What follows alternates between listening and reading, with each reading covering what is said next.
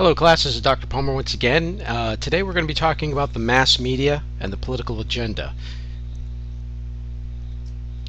Our learning objectives today are to describe how American politicians choreograph their message through the mass media, to outline the key developments in the history of mass media and American politics, to list the major criteria that determine which news stories receive the most media attention. We'll analyze the impact the media has on what policy issues Americans think about, and we'll explain how policy entrepreneurs employ media strategies to influence the public agenda. And finally, we'll assess the impact of the mass media on the scope of government and democracy in America.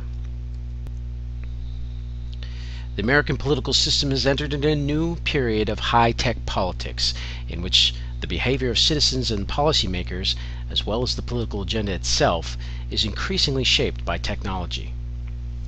The mass media are a key part of that technology. Television, radio, newspapers, magazines, and other means of popular communication are called mass media because they reach out and profoundly influence not only the elites, but the masses. This chapter describes the historical development of the mass media as it relates to news coverage of government and politics. Questions regarding how news is defined, how it is presented, and what impact it has in politics are also addressed. Modern political success depends upon control of the mass media. Image making does not stop with the campaign. It is also a critical element in day-to-day governing, since politicians' images in the press are seen as good indicators of their clout. Politicians have learned that one way to guide the media's focus successfully is to limit what they can report on to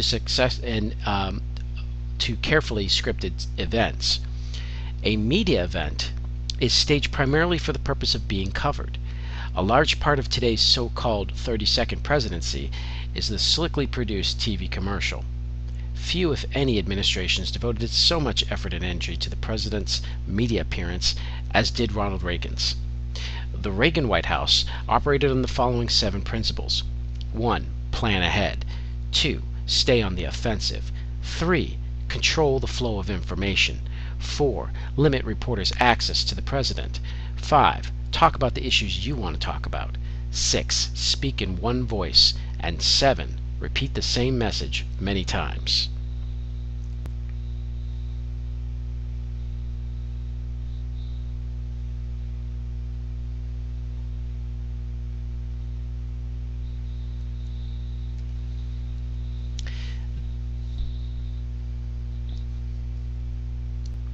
The daily newspaper is largely a product of the late 19th century, while radio and television have been around only since the first half of the 20th century.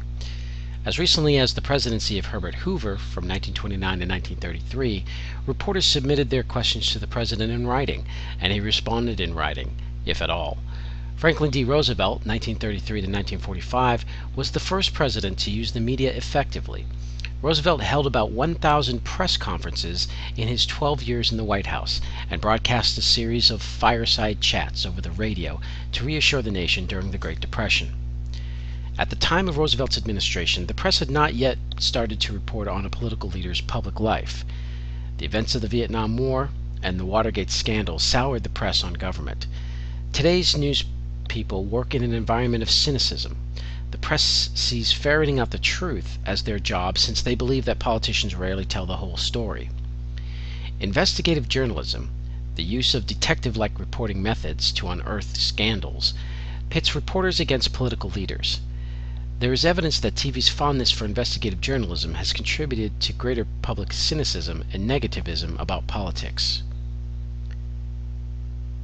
To explore the development of media politics, we need to distinguish between 2 kinds of media: the print media, which includes newspapers and magazines, and the electronic media, which include radio, television, and the internet.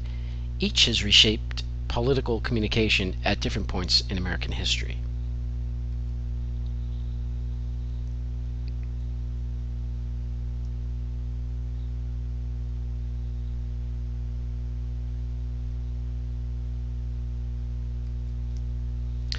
The first American daily newspaper was printed in Philadelphia in 1783, but daily newspapers did not become common until the technological advances of the mid-19th century. Ever since the rise of TV news, however, newspaper circulation rates have been declining.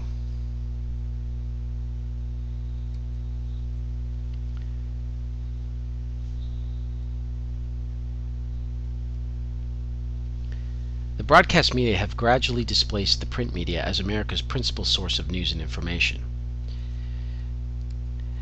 As a form of technology, television is almost as old as radio. The first television station appeared in 1931.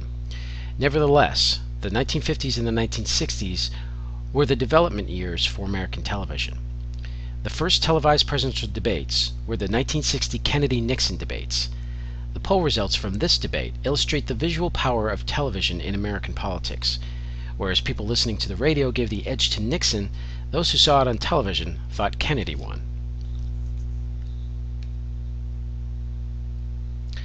Television took the nation to the war in Vietnam during the 1960s, and TV exposed governmental naivete, some said it was outright lying, about the progress of the war. With the growth of cable TV, particularly the cable news network CNN, television has entered a new era of bringing news to people and to political leaders as it happens. Since 1963, surveys have consistently shown that more people rely on TV for the news than any other medium. And by a regular 2-to-1 margin, people think television reports are more believable than newspaper stories. Young people are particularly likely to rely on television as opposed to newspaper for news.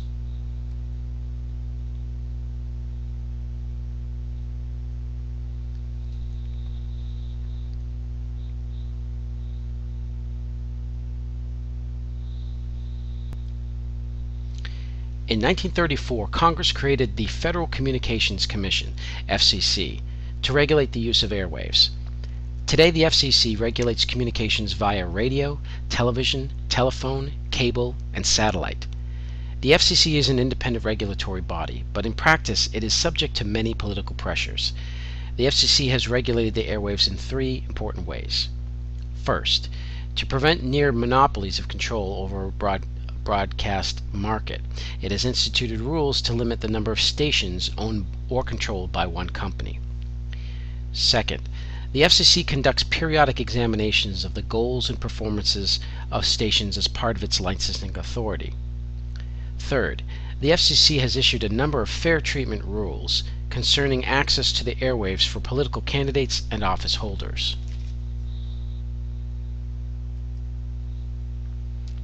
With the increase in cable channels and internet usage, a recent trend has been the increase in broadcast channels that are oriented toward particularly narrow audiences, often referred to as narrowcasting.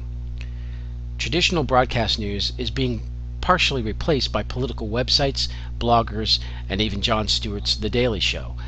With so many readily available sources of information, cable, satellite, internet, etc., for so many specific interests, it will also be extremely easy for those who are not very interested in politics to completely avoid news and public affairs. Further, scholars are not impressed with the news value of most of what is broadcast on cable news networks. At the same time, those who are interested can now access far more information than before due to the limitless possibilities of the internet and the democratization of the news through blogging and other trends. The result could well be an increased inequality of political information, with the politically interested becoming even more knowledgeable, while the rest of the public slips further into political apathy. Only a relatively small number of TV stations are publicly owned in America, and these PBS stations play a minimal role in the news business, attracting low ratings. In contrast, in many other countries, major TV networks are owned by the government.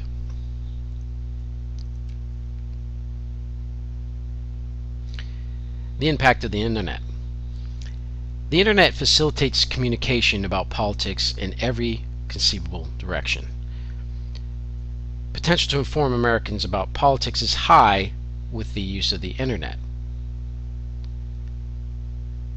But the Internet is purposive. People choose what to learn about. So they move through the Internet at their own pace and in whatever direction they would like to go.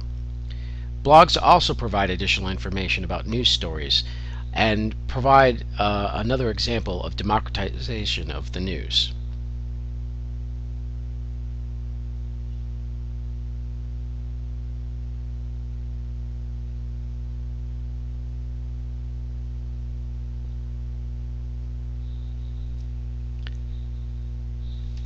Although the American media is free and independent when it comes to journalistic content, they are totally dependent on advertising revenues to keep their businesses going. That is, news reporting is a business in America, in which profits shape how journalists define what is newsworthy, where they get their information, and how they present it. To a large extent, TV news networks define news as what is entertaining to the average viewer. Please answer the following question in the EDU system.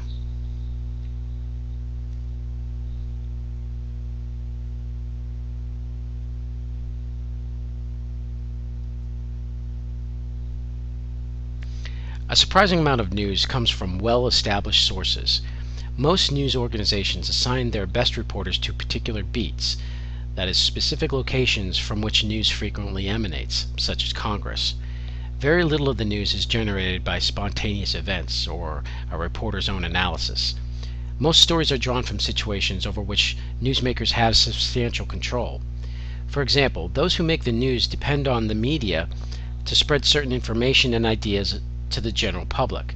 Sometimes they feed stories to the reporters in the form of trial balloons, or information leaked to see what the political reaction might be.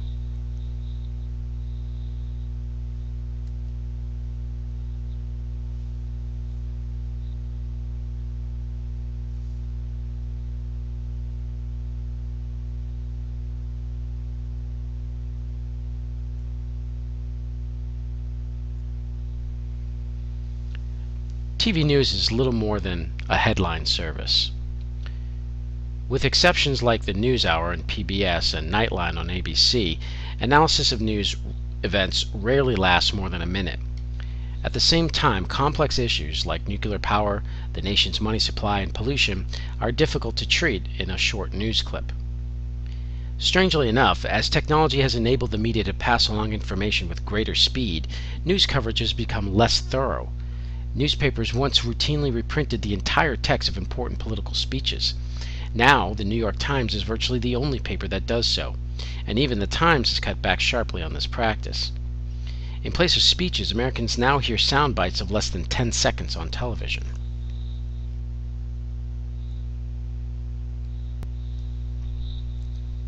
The charge that the media has a liberal bias has become a familiar one in American politics, and there is some limited evidence to support it. National reporters are more likely to call themselves liberal than the general public, and more journalists identify themselves as Democrats than Republicans. However, there is little reason to believe that journalists' personal attitudes sway their reporting of the news. Most stories are presented in a point-counterpoint format in which two opposing points of view are presented. A conclusion that news reporting contains little explicit partisan or ideological bias is not to argue that it does not distort reality in its coverage. Ideally, the news should mirror reality. In practice, there are too many potential stories for this to be the case. Journalists must select which stories to cover and to what degree.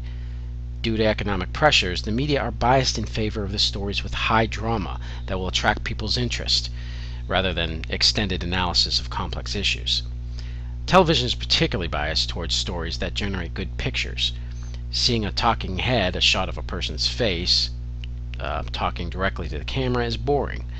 Viewers will switch channels in search of more interesting and visual stimulation.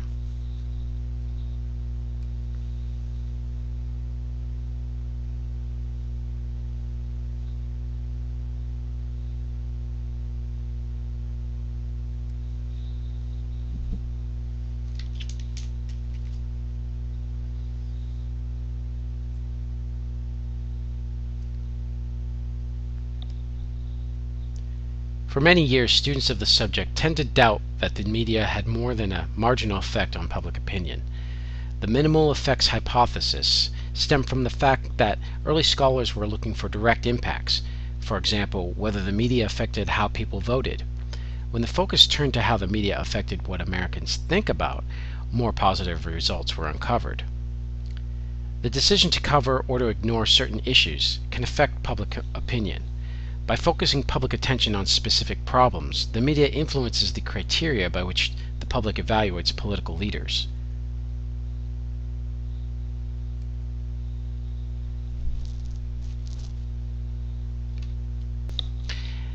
As was explained in Chapter 1, people are trying to influence the government's policy agenda when they confront government officials with problems they expect them to solve. Interest groups, political parties, politicians, public relations firms, and bureaucratic agencies are all pushing for their priorities to take precedent over others. Political activists, often called policy entrepreneurs, people who invest their political capital in an issue, depend heavily upon the media to get their ideas placed high on the governmental agenda. The staging of political events to attract media attention is a political art form. Important political events are orchestrated minute by minute with an eye on American TV audiences. Moreover, it is not only the elites who have successfully used the media. Civil rights groups in the 1960s relied heavily on the media to tell their stories of unjust treatment. Many believe that the introduction of television helped to accelerate the movement by graphically showing Americans in both the North and the South what the situation was. The media act as a key linkage institutions between the people and the policymakers, and they have a profound impact on the political policy agenda.